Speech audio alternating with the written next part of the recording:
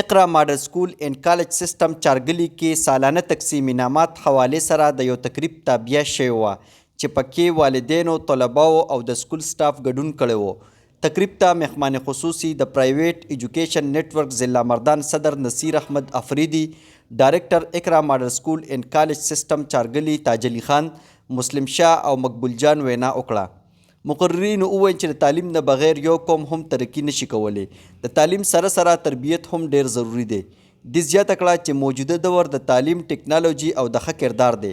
په معاشره او ملک کې بدلون صرف تعلیم سره راځي. مقررینو والدینو ته پیغام ورکړو چې خپلو بچو د روښانه مستقبل لپاره ښه تعلیم، ښه تربیت د ایمان سره وکړي شي، نو دا بچې به د معاشرې کامیاب فرد جوړیږي. د تقریب مهمان خصوصي او د سکول ډایرکټر رستم نیوز ته خپل تاثرات صدارنګ بیان کړل. ټول مخکې خو زه د دې ادارې د انتظامیې انتهایی مشکور یم چې ماته په د خپل پروګرام کې دعوت راکړه او د نن نه زه د اداره نه پېژنم. د ډېر وخت نه د دې ادارې سره زما وابستګي ده او زه چې کله راغلی یم نو په دې کې نمایه تبدیلي راغلې ده. هغه تبدیلي په دې حالاتو کې زه وایم چې په دې کې انفراسټرکچر، بیا د هغې سره د دوی اساتذه کرام لیول وګورم، بیا د سټوډنټس لیول ته وګورم، نو په دې باندې موږ فخر کوو د پرایویټ تعلیمي ادارې په توګه چې دوی یو ډېر بهترین ریزلټ ورکوي او د دې ریزلټ په شا باندې د یو ښه ایډمنسټریټر او د ښه استادانو هغه کارکردګي مخې ته راځي. نو زه خو ته ډېر زیات مطمئن یم او انشاءالله دې امید سره چې دوی به مخکې هم د خپله کارکردګي داسې قایم ساتي.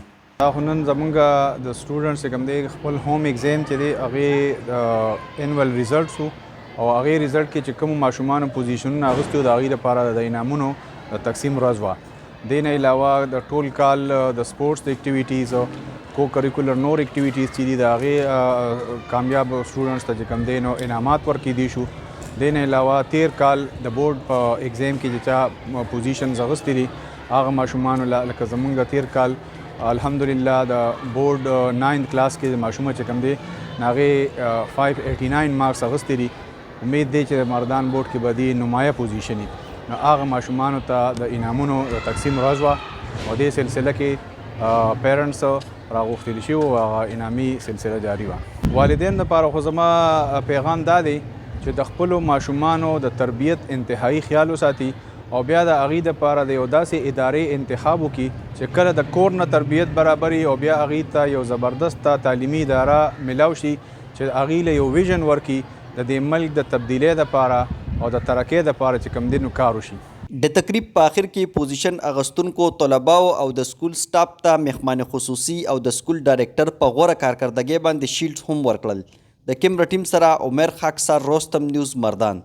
فورسي سکول رستم کیمپس، شیرین خان چوک، رستم. چرته چې باز د کوونکو ته د نوې دور مطابق عصري تعلیم سره دیني زده کړې او غوره تربیت هم ښودل کیږي. د سکول چارواکي وایي چې د نوې تعلیمي کال لپاره داخلي شروع دي.